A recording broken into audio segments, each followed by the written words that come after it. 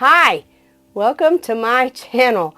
I am making an appearance because some of y'all said you haven't seen me in a while, and because I fixed my hair. That's to Lisa. Only she would understand, okay? Sorry for the rest of you. But anyways, I'm going to show you today how you can applique on fabric without having an embroidery machine, and then we're going to make this look like chenille. Okay, so this is fun, but it won't be this design, but I will have it available for you on my Facebook group. But let's get started. So the first thing you're gonna want is a 17 by 17, two 17 by 17 pieces of fabric, and this will make about, a 16 and a half, something like that, throw pillow. Okay, so you just need two squares, 17 inches by 17 inches. And then you're going to need your cutout. Okay, this is the rabbit, and this is the cross that I done, and it's available as a printable, and you have to put it together, but it's got the dashes to help you. And then, but if you fold it in half, you can fold your fabric in half. This just depends on you. You can lay it out and cut it out like this if you want to. But I just used a scrap piece that's a little bit different color because I'm a neutral. I like neutral colors a lot. You could do these any colors you want to, but that's what I used. That's the patterns you'll get. And this rabbit is a whole rabbit. I folded mine in half, and on this one, you'll have to excuse me, I used my pinking shears to cut this out, but you don't have to. I didn't do that on the cross one. I don't know why I just thought it'd be cute on the rabbit, and I'm going to fray it anyway, so I don't even know why I've done it. But anyway, just cut your rabbit out however you want to cut it out. Okay, now you're going to want one of these pieces. Okay. And I'm going to take it like this, and I'm going to take my other one, and I'm just going to lay it over here because that's the way it's going to go down. Okay. It's hard sometimes on muslin. Sometimes it don't even matter. But to tell which side's what, okay? So you can use heat and bond to bond this down if you want to. Make sure it's heat and bond light, which is what you can sew on. You can use Wonder Under. It's made by Pellin, but I am going to use my glue stick because I can, and it works great. So you want to make sure your rabbit is pretty much centered the best you can. You can measure if you want to. You can measure if you want to. I'm just not that technical about it. You do want to leave a good gap here and a good gap here because you're going to be putting your pillow together. But I'm just going to lay this here. Now, you can pin it. I do not want to pin it, so I'm not going to pin it.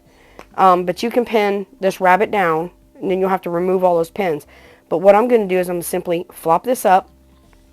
I'm going to take my glue stick, and I'm going to go around, and if you miss, it doesn't matter. It's clear glue stick. It doesn't stay sticky or anything like that. So you take your glue stick, and then you press your rabbit into your glue stick. And I get these. They're Jot from the Dollar Tree, and I love them.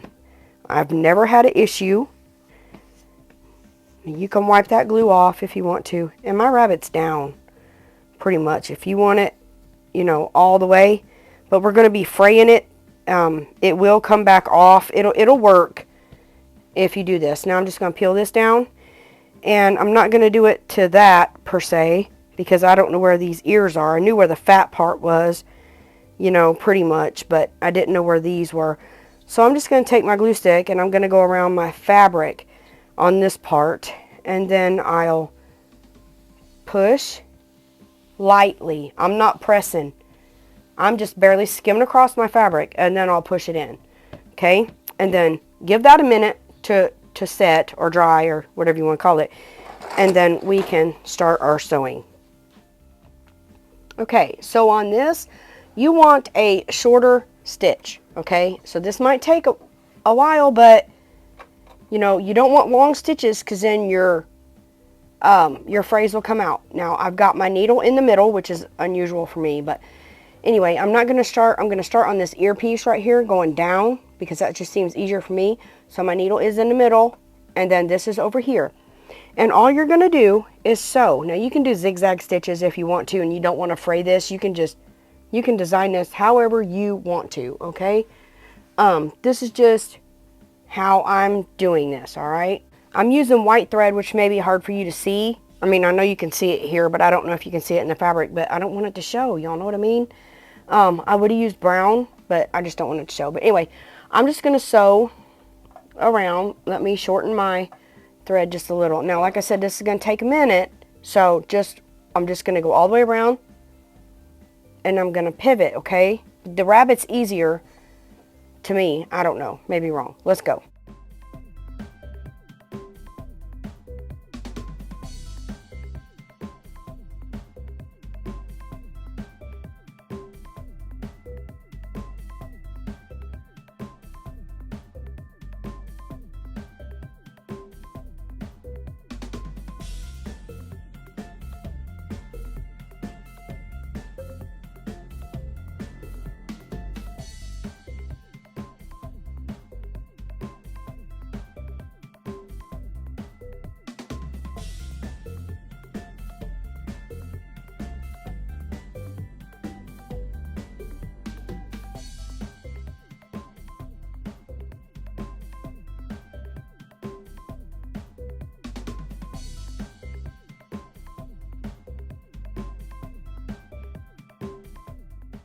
Okay, now I'm going to leave the edge of my foot on this seam or the stitch that I sewn, and I'm going to keep going around until I get where I can't sew it no more. And I may sew a little bit more in the belly than I do the ears. I don't know. Looking at this, there's not a lot of room for the ear to have many more stitches, so I'm just going to go around the head and then around the body starting there. So this is getting kind of skinny right here. So I'm probably just going to go around in a circle right here and then start this right here, okay?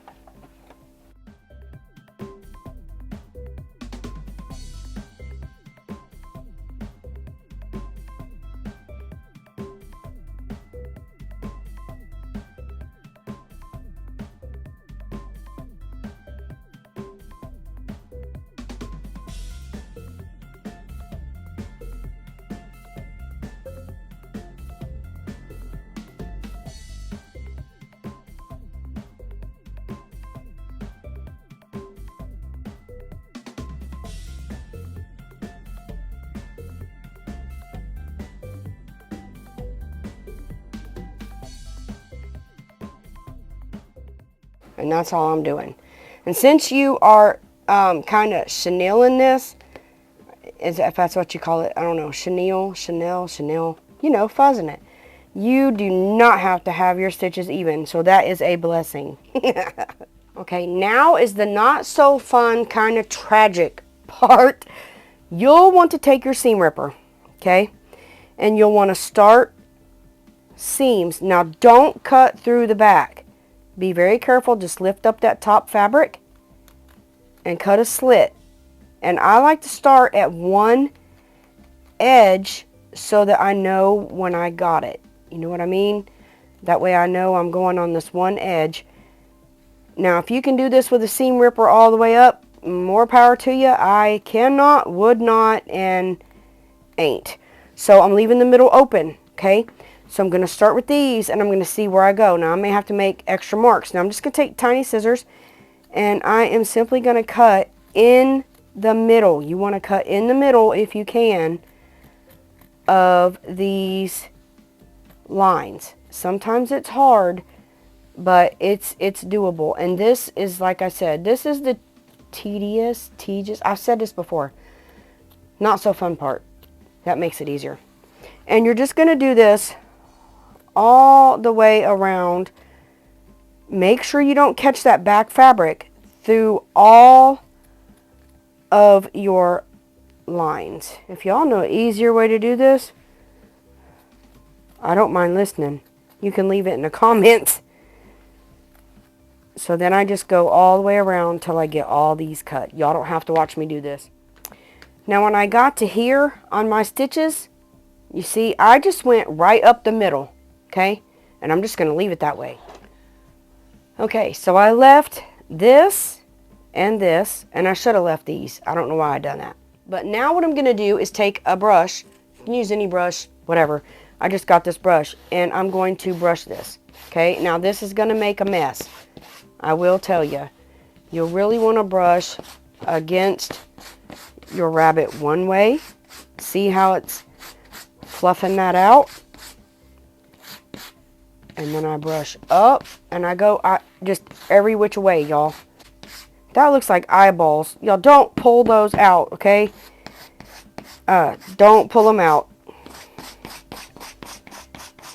You live and learn. I've never done one of these before. Y'all wouldn't believe me if I told you, but I was racking my brain on what to sew. Now, y'all may not know, just believe that or whatever, but I was. And I was praying last night before I went to bed, and these popped in my brain. Honestly, I'm not joking. I thought, oh wow, I could do that. And then I thought, I probably don't have the stuff.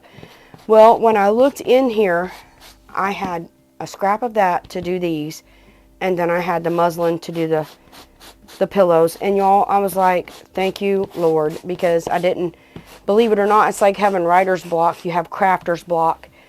And I didn't know what to do. So I thought this would be great. It come from the Lord, y'all. Okay, now you got all these fuzzies. Don't worry about them. Now, you can take, not those, you can take your scissors and you can snip what you don't want, okay? You can trim your bunny up a little bit. You can snip these off. With that cross, I had a whole lot of frays and strings. This one didn't do so much, and it's because I learned when I did the first one, you really need a close, tight stitch, okay? Or your fabric will mess up. Now, you're just going to take your other piece, lay it straight on top, line it up. Make sure it's the same on the back. Now, you can use, now see how this is not even? I just take my fingernails or my hands and run it down that way. Because this is on it, it's going to make it a little wonky and out of whack. That's pretty good. Now, when I sew, I'm just going to sew around this and leave an opening to turn. Now, I will tell you, this one is just my throw pillow in there. Now, I could whip stitch, and you can easily take that whip stitch out, but I just pinned it for video purposes. I plan on just stuffing the pillow later, but you see how I just left a lot of the cross showing? That looks good for the cross, okay? But you can go however far you want to. But on this, I'm going to stuff this one. So all I'm going to do is, yeah, there's my ears. This is the bottom. I done forgot because it's flipped it around the table. So I will leave a piece open for turning and for stuffing. And then I'm just going to sew all the way around it. And I'm just going to be using the stitch that I've been using, except I will lengthen it instead of, you know, being so short. It don't need to be that tight to sew the edges around. I'll do a normal stitch. But I'm just going to go, you know, from here all the way around to back here and leave my needle in the middle. I've sewn all the way around.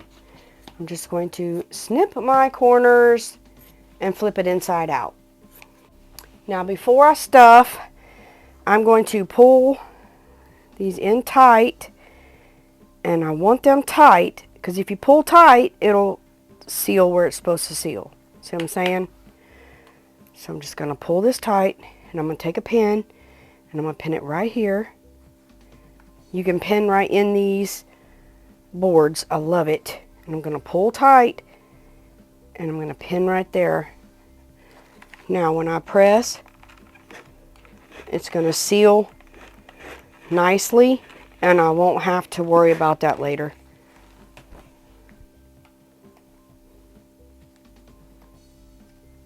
So there you have your nice crisp edge that you can sew when that time comes. And all I'm going to do now is stuff it.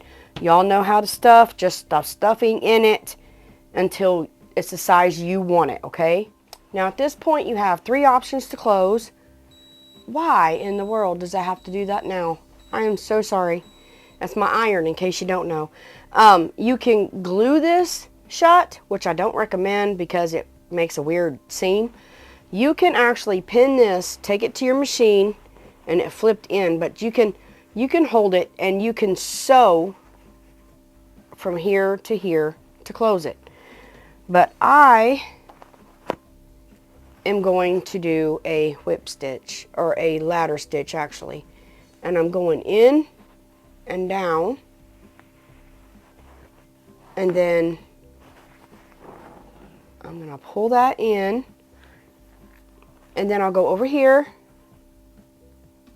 and I'll catch this edge and I'll go up it, and then I'm going to put that behind, catch this edge, go up it just a hair, and when you pull this shut, it'll be where you can't see it as bad. Ow, why did I poke myself? Look, you can't even see. Okay, so I'm going to finish this. Well, here are my pillows, and they are done. I will get my pillow back out of the one that the cross is in and use stuffing. I just didn't have enough to do both. I have to buy more. But if you like these, leave me a thumbs up. Consider subscribing to my channel and ring that bell to be notified every time I upload a video. And until next time, you are a blessing. Goodbye.